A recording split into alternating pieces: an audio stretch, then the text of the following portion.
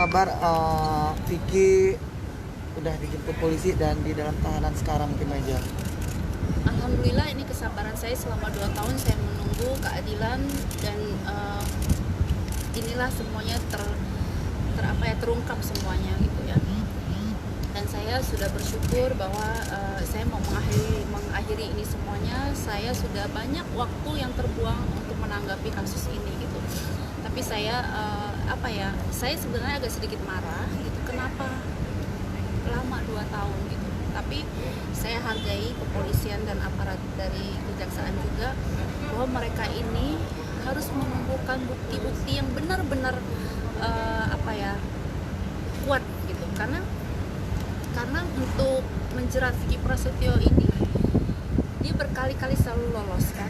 Apalagi kasus saya ini dari awal sampai akhir itu ditayangkan oleh media. Jadi polisi tidak gegabah mengambil keputusan ini. Saya setiap hari menelpon polisi, Pak bagaimana, Pak bagaimana, Pak bagaimana. Saya nggak punya kekuasaan apa-apa selain menunggu hasil ini gitu. 2 tahun saya memendam ini semuanya gitu. Dan dia sudah berhasil membuat opini seolah-olah saya di dalam kamar bersama teman saya. Tapi kan kalian tidak tahu, sebelum media masuk ke kamar saya, ke rumah saya, Vicky Prasetyo dan adiknya pertama orang yang masuk lewat tembok manjat ke rumah saya. Itu saya lagi sama teman saya di taman. Begitu dia masuk, saya kaget dong. Saya kaget. Saya sempat argumen dengan Vicky Prasetyo karena dia mau dorong saya, dia mau narik saya, dia mau bawa saya. Saya nggak mau lagi ikut dia. Nah, Vicky Alman ini, teman saya ini, lagi di samping saya, cuman diem aja. Saya justru minta pertolongan dia, tolong saya nggak mau ikut dia, saya nggak mau ini.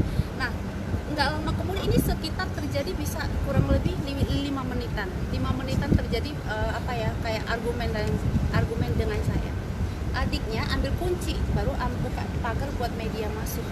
Begitu dia lihat lampu kamera nyala, saya langsung dijorokin, tarik pintu, langsung dia jebolin, dia teriak, "Kamu ngapain di dalam? Kamu berzina!" Saya sampai bengong gini,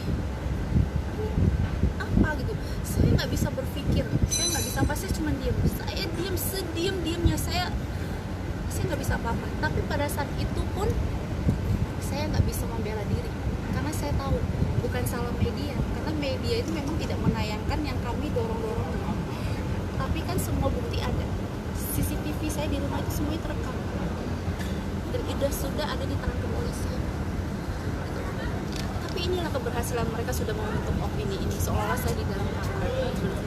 Karena apa? Karena memang media belum mengambil gambar saya. Sebelum itu saya sempat dorong-dorongan. Kami ini dorong-dorongan pintu loh. Bukan ketahuan di dalam kamar lagi berdua, bukan. Dan yang aneh lagi, ada pertanyaan gini, kenapa temannya Mbak Angel malam-malam? Iya, malam-malam karena pada saat itu bukan hanya kami berdua, ada saudaranya dan istrinya, dan juga ada supir saya, ada suster saya, dan masih banyak lagi, ada tim saya. Kita ngobrol-ngobrol kurang lebih 1,5 jam. Tiba-tiba pamitan sebagian, tinggal Vicky Alman. Kenapa teman saya ini belakangan? Karena dia bilang nanti habis dari rumah saya dia mau ngambil kopi dari omnya, kirim dari Padang buat dia, dan itu nggak jauh dari rumah saya. Jadi begitu saudara dia pamit, semuanya pamit, belum ada 10 menit teman saya ini nelpon omnya, janjian mau ambil kopi. Kok ya delalas, langsung Vicky Prasetyo tuh masuk. Kan berarti dia sudah mengintai saya. Kenapa dia tidak masuk pada saat keadaan banyak orang? Berarti dia sudah mengintip itu semua kan? Dan ini yang sudah diketahui oleh polisi. Tapi jujur, saya angkat jempol. Mereka sudah berhasil membentuk opini.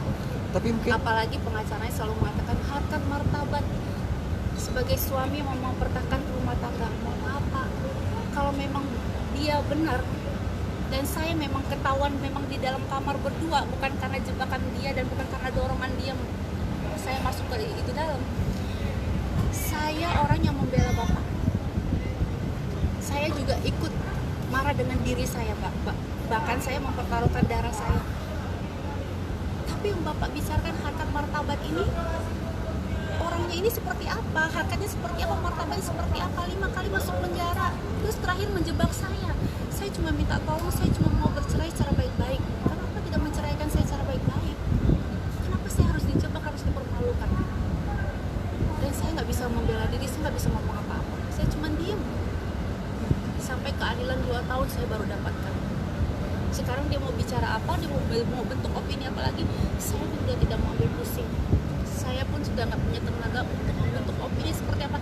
Saya hanya berbicara seapa adanya tentang diri saya ini. Mau percaya mau nggak, saya sudah pasrahkan sama Allah. Ya Allah, saya pasrahkan. Biar alam yang akan menjawab semuanya, biar Allah yang membukakan semuanya. Saya sudah nggak mau lagi membahas apapun. Mereka keluarganya mau bawa ayat, mau bawa ini, mau bawa itu. Mohon maaf. Dengan mereka semakin bawa ayat, kita tahu kan bagaimana terpuruknya keluarga mereka. Sebenarnya ini teguran buat mereka, dengan anaknya keturunannya seperti apa, dengan keluarga seperti apa, dengan walaupun dia punya program di mana-mana, tapi lihat penghasilan dia tutup lubang gali lubang,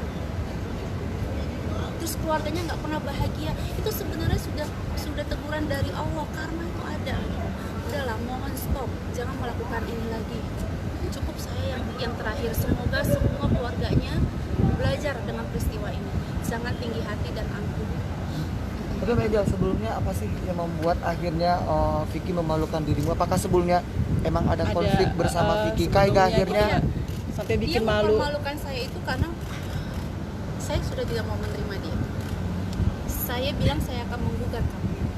Saya nggak mau lagi karena ketahuan selingkuh berkali-kali, ambil uang saya, keluarganya juga nyuri parfum branded saya di dalam mobil, kacamata branded saya, dan dia mengusir semua pekerjaan yang ada di dalam rumah saya. Contoh, supir saya yang bekerja dengan saya sudah hampir kurang lebih 9 tahun, asisten saya, mbak saya, semuanya diganti dengan orang-orangnya dia.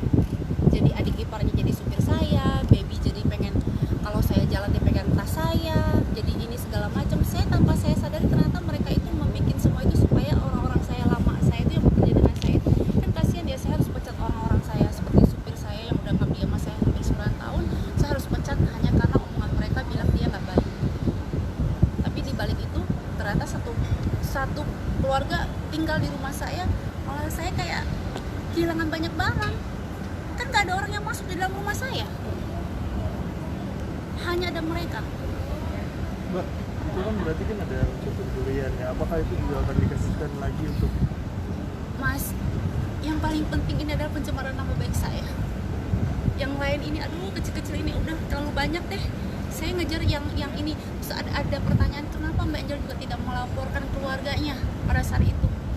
Kalau saya laporkan keluarganya pada saat itu, saya ini orang yang terpojok, yang sudah dipojokkan dan ditayangkan di media seolah saya memang di dalam kamar berdua dengan pria lain.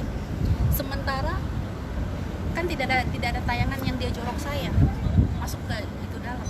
Kalau saya melaporkan keluarganya duluan dan keluarganya bersalah, pasti dikiranya saya cari pembelaan, malah menyalahkan keluarganya. Jadi saya berpikir panjang, saya pelan-pelan gitu. Bagaimana? Karena saya tahu orang ini sangat pintar sekali untuk membentuk opini. Kalau saya jujur, saya udah nggak mau tahu lagi mau opini seperti apa. Saya serahin sama Allah, biar alam yang akan menjawab ini semua. Terus dia bilang saya sirik karena dia punya program. Enggak Mas, demi Allah, kan saya yang membentuk dia. Saya ngajarin dia sampai proses kita pernikahan, saya ngajarin dia konsepnya begini, nanti kamu begini ya, nanti kamu harus lucunya begini ya. Saya loh yang masih yang meng-create itu semuanya. Walaupun dia tidak mengakuinya, nggak apa-apa. Boleh tanya stasiun TV berapa program yang saya batalkan. Karena apa? Saya cuma minta satu hal, saya akan mau tampil, saya bilang, kecuali bapak atau ibu mau tanda tangan bikin kontrak kalau saya jangan dibikin ada barengan dengan Vicky Prasetyo. Karena stasiun TV tidak mau melakukan, saya lebih baik mengundurkan diri. Saya nggak mau. Jadi kalau dibilang saya sirik atau segala macam, nggak ada. Apa yang saya sirikin? Saya alhamdulillah kok. Saya punya anak, alhamdulillah. Keluarga saya alhamdulillah. Keluarga saya, coba kalian lihat, nggak ada satupun yang mau ikut campur analogi pansus apalah seperti itu, enggak. Mbak Angel, sampai detik dia masuk ke penjara ini ada mungkin keluarganya yang menghubungi Mbak Angel sampai detik ini? 3 hari sebelum dia masuk penjara memang ada notif anaknya kayaknya nge-add saya di Telegram, anaknya yang pertama, cuman saya nggak tanggepin, saya langsung blok, saya nggak mau, karena saya itu saya trauma, saya sudah nggak mau lagi gitu loh berhadapan dengan mereka. Tapi sempat ada ancaman juga mungkin Angel mengetahui bahwa Vicky akan dijemput atau di penjarakan mungkin. Vicky kan orangnya nekat gitu. Ada sempat ada ancaman nggak sih Takut sebelum dengan teror gitu Kak, Mbak? Keluarga saya sudah sudah menjaga saya semenjak kejadian itu. Di rumah saya itu pasti ada keluarga saya. Saya contoh, saya lagi syuting sekarang aja, papa saya ngikut terus gitu, karena dia sama lah kayak kalian gitu, maksudnya ini kan satu keluarga, ini kan babi buta kan gitu kan. Jadi ya saya alhamdulillah keluarga saya selalu mendampingi saya, karena kan saya tuh orangnya nggak bergaul di dunia artis, saya nggak bergaul dengan teman-teman artis. Saya kalau pulang syuting saya langsung urus anak, saya kalau habis bisnis saya meeting, saya pekerjaan saya paling meeting brand ambassador, terus iklan segala macam. Habis itu saya pulang ke rumah, saya nggak bergaul gitu. Jadi saya nggak banyak curhat juga sama teman-teman kan, saya nggak banyak ngomong karena memang saya batasi gitu, karena boleh katakan saya ini tipe orang yang tidak banyak cerita sama teman. Jadi saya nggak berkeluh kesah dan harus menceritakan kebenaran apa-apa dengan teman-teman artis segala gitu. Jadi saya jalanin aja. Kalau mereka sudah memfitnah saya, ya sudah saya terima aja. Mungkin ada beberapa teman artis yang salah paham atau seperti apa, nggak apa-apa buat saya, karena buat saya hidup saya ini bukan di mata manusia. Tapi Baik, ini ya. ngelaporinya tentang kasus apa aja nih Mbak Angel? Cuma satu penggerbekan doang kah atau mungkin ada beberapa runtutan Pencemaran nama lainnya baik, satu lagi Iya apa kan Mbak? ada kalau nggak salah nanti coba dicek lagi deh. Ada. Angel, Sekarang ya. ini saya lagi fokus mau melaporkan pengacaranya yang sudah nadang pintu saya juga. Ada juga ada saudara-saudaranya yang ikut juga pada saat di dalam rumah saya teriak-teriak dan juga gedor-gedor pintu dan maki-maki saya, dan juga melakukan pengerusakan, termasuk manajer bandnya dan ada beberapa teman bandnya juga, termasuk ibunya di dalam, karena itu masih termasuk perkara rumah saya. Itu semua akan saya laporkan. Bukannya saya dendam atau apa, tapi ini akan memberikan semoga ini akan menjadi efek jerah buat mereka agar tidak melakukan jebakan-jebakan lagi. Kalau saya tidak mengambil langkah hukum untuk memberikan efek jerah, nanti takutnya ada Vicky Prasetyo yang kedua, ya kan? Mbak Angel, Termasuk nanti komen-komen yang mereka bikin. Saya tahu ada akun-akun yang mereka bikin fake segala macam. Itu sudah kita kumpulkan juga semuanya. Nanti saya akan melaporkan semuanya. Mbak Angel kapan? Apa-apa Rencananya kapan Mbak Angel? Ibunya siapa aja mungkin Mbak Angel? Semua yang ada di dalam rumah saya kan terbukti semua ada di dalam CCTV ya. Akan saya laporkan semuanya. Mbak Angel, akun fake itu maksudnya seperti apa sih? Mereka berkomentar atau mungkin ada sesuatu?